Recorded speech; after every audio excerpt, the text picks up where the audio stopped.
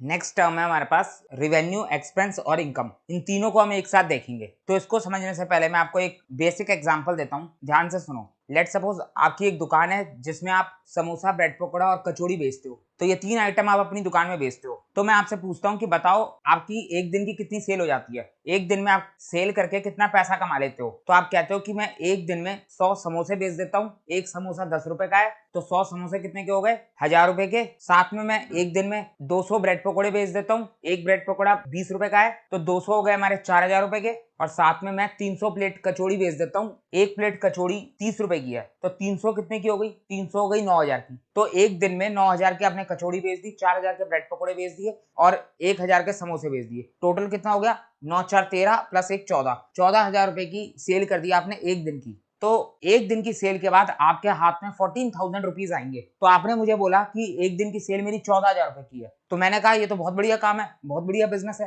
14000 रुपए अगर एक दिन में तुम कमा रहे हो तो एक महीने में कितना कमाते होगे, एक साल में कितना कमाते होगे। ये तो बड़े बड़े बिजनेस को भी पीछे छोड़ने वाली बात है, ये तो बहुत बढ़िया बिजनेस है। तो आप मुझे बोलते हो एक मिनट रुको रुको, मैं जो है 14000 रुपए दिन की सेल कर रहा हूँ, 14000 रुपए दिन की मेरी कमाई नहीं है। ये जो कचौड़ी, समोसा, ब्रेड पकौड़ा बनाता हूँ मैं, इसको बनाने की भी तो मेरी कॉस्ट है, मेरा खर्चा भी तो होता है, फ्री में तो बन नहीं जाता ये सब। तो इसको भी तो लेस करोगे। आपने मेरी 14,000 की सेल देख ली, तो मेरी कॉस्ट कौन देखेगा। इन सब सामान को बनाने में मेरी 10,000 की तो कॉस्ट लग जाती है। 14,000 की मेरी सेल है, 10,000 की मेरी कॉस्ट लगती है, तो मेरा प्रॉफिट कितना आता है। मेरी इनकम कितनी है, मेरी इनकम है 4,000। मेरी इनकम 14,000 नहीं है, मेरी इनकम 4,000 है। समोसा बनाना है, कचौड़ी बनानी है, ब्रेड पकौड़ा बनाना है, तीनों में आलू का इस्तेमाल होगा, ब्रेड पकौड़े में ब्रेड का इस्तेमाल होगा, समोसा कचौड़ी में मैदे का इस्तेमाल होगा, तेल का इस्तेमाल होगा, दुकान का किराया होगा, बिजली का बिल होगा, साफ सफाई का खर्चा होगा, सामान को लाने के लिए आने जाने का पेट्रोल का खर्चा होगा। तो ये सारा खर्चा मेरी कॉस्ट है, इस खर्चे को भी तो मैं इस सेल से ही रिकवर करूंगा।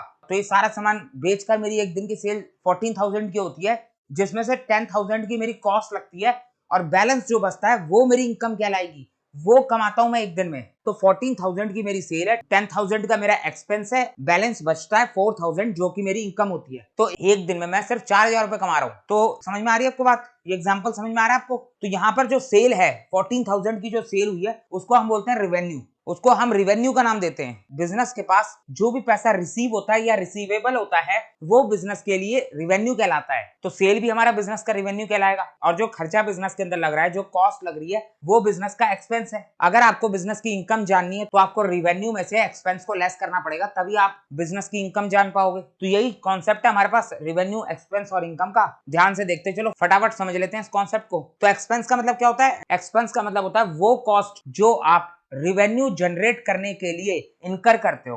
तो जो भी खर्चा आप करोगे फॉर जनरेटिंग रिवेन्यू, वो खर्चा आपका एक्सपेंस कहलाएगा। अब यहां पर हमें दो चीजों को समझना है, पहला हो गया हमारा एक्सपेंस, दूसरा हो गया हमारा रिवेन्यू। अगर हम इनको समझ लेते हैं तो हमें इनकम तो ऑटोमेटिकली क्लियर हो जाएगा, क्योंकि रिवेन्यू में से एक्सपेंस लेस करेंगे तो हमारी इनकम आ जाएगी। तो सबसे पहले एक्सपेंस को ही देख लेते हैं। तो एक्सपेंस से ही रिलेटेड हमने एक टर्म देखी थी जिसका नाम था एक्सपेंडिचर। एक्सपेंडिचर के बारे में हम पढ़ चुके हैं। एक्सपेंडिचर हमारे दो तरीके के होते हैं, एक होता है हमारा कैपिटल एक्सपेंडिचर, दूसरा होता है हमारा रेवेन्यू एक्सपेंडिचर। तो सबसे पहले अगर मैं कैपिटल एक्सपेंडिचर की बात करूं तो कैपिटल एक्सपेंडिचर का मतलब वो खर्चा जिसका बेनिफिट हमें लॉन्ग पीरियड के लिए मिलता है। लॉन्ग पीरियड का मतलब हो गया more than one accounting period. अगर किसी खर्चे का बेनिफिट हमें एक साल से ज्यादा टाइम पीरियड के लिए मिलता है तो वो खर्चा हमारा कैपिटल एक्सपेंडिचर कहलाता है। इसके अंदर आता है हमारा purchase of building, purchase of land, purchase of computer, purchase of AC, purchase of furniture.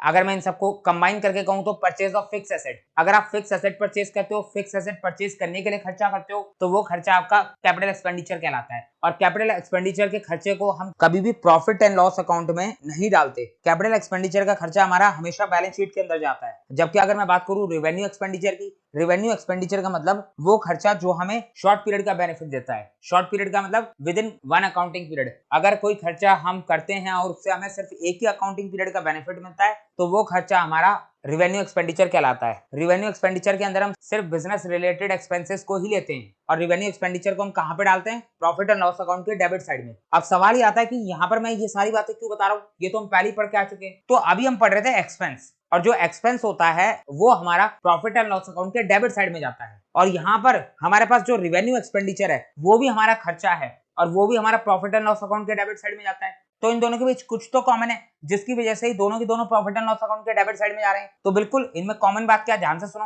और डिफरेंस क्या है ये भी ध्यान से सुनो। तो अगर मैं सबसे पहले कॉमन चीज बताऊं, एक्सपेंस भी हमारा खर्चा है, रिवेन्यू एक्सपेंडिचर भी हमारा खर्चा है। एक्सपेंस से भी हमें सिर्फ with in one accounting period का बेनिफिट मिलता है और रेवेन्यू एक्सपेंडिचर से भी हमें सिर्फ with in one accounting period का बेनिफिट मिलता है। तो ये तो हो गया हमारा कॉमन बात। जबकि अगर मैं डिफरेंस बताऊं तो रेवेन्यू एक्सपेंडिचर का मतलब हो गया सिर्फ बिजनेस रिलेटेड खर्चे, जबकि एक्सपेंस के अंदर हमारे दोनों ही तरीके के खर्चे आते हैं, चाहे वो बिजनेस रिलेटेड हो चाहे वो बिजनेस रिलेटेड ना हो। तो समझ में आ रही है आपको बात। तो यहाँ पर अगर मैं एक्सपेंस और रेवेन्यू एक्सपेंडिचर की बात करूं तो एक्सपेंस एक ब्रॉडर टर्म है जिसके अंदर रेवेन्यू एक्सपेंडिचर भी इंक्लूड हो जाता है। अगर मैं एक्सपेंस के अंदर बिजनेस रिलेटेड खर्चों की बात करूंगा तो मैं उन खर्चों को रेवेन्यू एक्सपेंडिचर का नाम दे दूंगा। तो यहाँ पर एक्सपेंस के अंदर रेवेन्यू एक्सपेंडिचर भी इंक्लूड होता है, लेकिन इसके अलावा और भी बहुत कुछ है जो इंक्लूड होता है, तो वही हमें देखना है। तो चलते हैं वापस अपने एक्सपेंस के ऊपर।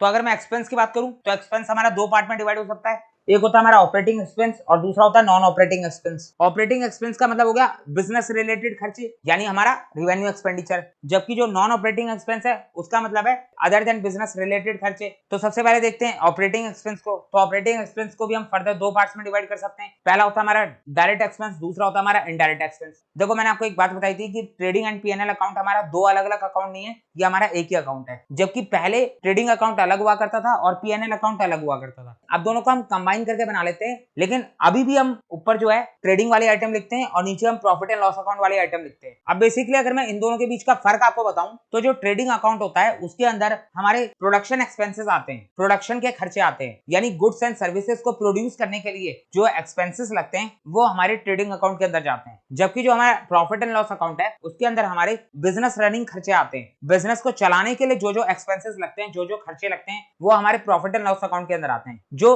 ट्रेडिंग अकाउंट के खर्चे होते हैं उसको हम नाम देते हैं डायरेक्ट एक्सपेंस, जबकि जो प्रॉफिट एंड लॉस अकाउंट के खर्चे होते हैं उसको हम नाम देते हैं इनडायरेक्ट एक्सपेंस। तो यहाँ पर हमारे जो ऑपरेटिंग एक्सपेंस होते हैं उसको हम दो पार्ट्स में डिवाइड कर सकते हैं। कुछ खर्चे तो डायरेक्ट खर्चे होते हैं जो ट्रेडिंग अकाउंट में जाते हैं और कुछ खर्चे इनडायरेक्ट खर्चे होते हैं जो प्रॉफिट एंड लॉस अकाउंट में जाते हैं। अभी हम थोड़ी देर बाद trading and profit and loss account का फॉर्मेट भी देखेंगे, उससे आपको और अच्छे से बातें क्लियर होंगी। तो अभी फिलहाल में जितना समझाते जा रहा हूँ बस उतना देख लो, बाकी धीरे धीरे आपको सारी बातें अपने आप समझ में आती जाएंगी। तो ये हमारा एक्सपेंस हो गया। अब मैं अगर बात करूं रिवेन्यू की, तो रिवेन्यू भी हमारे पास दो तरीके के होते हैं, तो वो तो ऑब्वियस सी बात है। अगर हम खर्चों को दो पार्ट्स में डिवाइड कर सकते हैं तो यहाँ पर हम रिवेन्यू को भी दो पार्ट्स में डिवाइड कर सकते हैं, एक ऑपरेटिंग रिवेन्यू, दूसरा नॉन ऑपरेटिंग रिवेन्यू।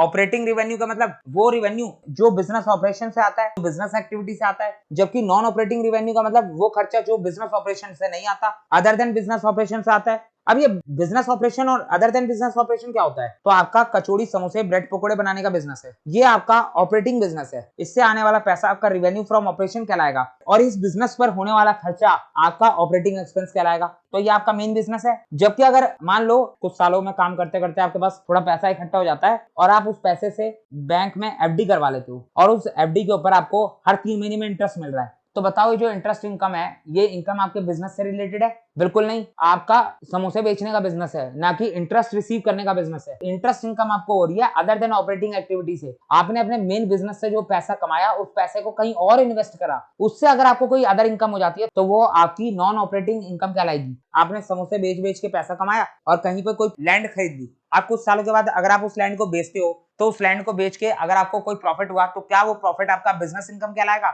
बिल्कुल नहीं, आपका बिजनेस समोसे बेचने का है, ना कि लैंड बेचकर पैसा कमाने का। तो उस लैंड को बेचकर अगर आपको कोई प्रॉफिट होता है तो वो प्रॉफिट आपका नॉन ऑपरेटिंग रेवेन्यू कहलाएगा। समझ में आ रही है आपको बात? बिजनेस रिलेटेड खर्चे अलग होते हैं और बिजनेस रिलेटेड रेवेन्यू अलग होता है, जबकि नॉन बिजनेस रिलेटेड खर्चे अलग होते हैं, नॉन बिजनेस रिलेटेड रेवेन्यू अलग होता है। तो क्लियर है? अब इतना समझ लिया तो एक बात और समझ में आ रही होगी कि जब बिजनेस रिलेटेड खर्चा अलग है, बिजनेस रिलेटेड रेवेन्यू अलग है, तो बिजनेस रिलेटेड इनकम भी अलग होती होगी।